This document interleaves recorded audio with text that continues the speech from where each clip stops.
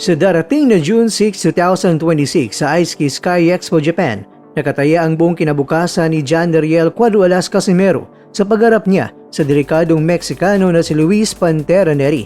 Matapos ang ilang pagkakaantala dahil sa international instability, tuloy na ang banggaan ng dalawa sa ilalim ng 3-150 fight promotion. Para kay Casimero, ang laban na ito ay hindi lamang basta pagharap ng dalawang dating kampiyon. Ito ay isang survival mission. Sa edad na 37 anyos, wala nang puwang ang pagkakamali para sa Pinoy fighter.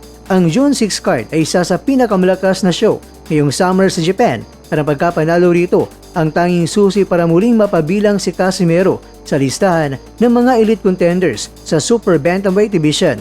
Pero bakit pinagbawalan si Casimero na matalo? Simple lang, ang pagkatalo kontra kay Neri ay maaaring maging huling kabanata ng kanyang karera sa main stage ng boxing. Kaya naman, narito ang mga posibleng negatibong epekto. Una, career sunset. Sa edad na 37 anyos, ang pagkatalo sa isa pang big name fighter ay maglalagay sa kanya sa kategorya ng gatekeeper sa halip na contender. Mahirapan na siyang makakuha ng malalaking fight at purses. Pangalawa, ranking drop. Kasalukuyang nagpapalakas muli ng pangalan si Casimero sa Japan at ang talo ay magtatanggal sa kanya ng radar ng mga major sanctioning bodies tulad ng WBC, WBO, WBA at IBF. Kawala ng promoter at interest. Ang mga Japanese promoters tulad ni Koki Kameda ay mamumuhunan kay Casimero dahil sa kanyang marketability.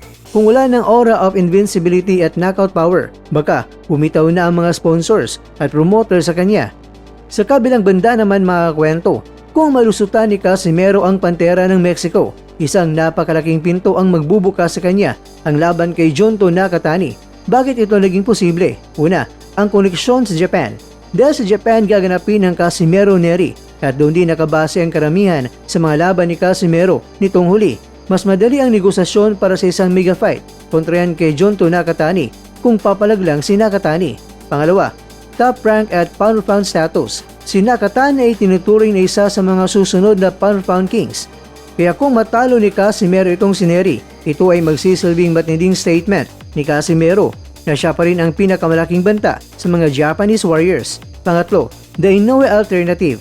Habang mailap ang laban ng Naoya Inoue, ang pagharap kay Nakatani ay ang pinakamalapit na high risk at high reward na magbibigay kay Casimero ng pagkakataong mabawi ang kanyang dangal at korona. Kaya magdidepende na ito sa promoter na si Koki Kameda. Samantala mga kwento, nasa kritikal na sitwasyon naman ang karera ni Jonas One Punch Sultan. Ayon sa record ng BoxRec, 2 buwan na lamang ang natitira bago opisyal na maging inactive ang status ni Sultan. Ang pagbagsak na ito ay bunga ng kanyang dalawang magkasunod na pagkatalo sa mga kamay ng mga Japanese fighters. Laban yan kay Rico Masoda. Isang nakakagulantang na first round knockout ang nalasap ni Sultan matapos samaan ng matinding body shot. Pangalawa, laban kay Katsuma Akitsugi. Sa kanilang uling pagtagpo noong July 2025 sa California, natalo si Sultan via unanimous decision.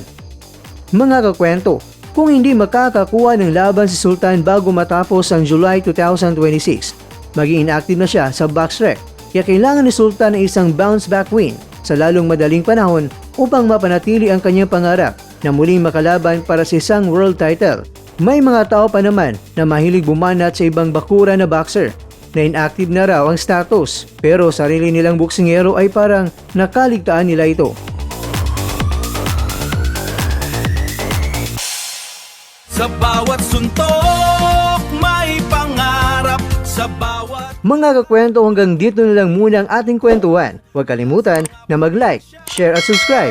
Ako po si Mr. Kwento. Ito ang mga kwentong maaring hindi pa nakwento sa inyo. Tayo ng boses ang hindi pa napapansin ng mundo. Samahan niyo akong busisiin ang bawat kwento at bawat sakripisyo ng mga mandirigmang mga Pilipino. Ito ang kwentong di pa nakwento. Pilipinas para sa mundo. Pilipinas para sa mundo.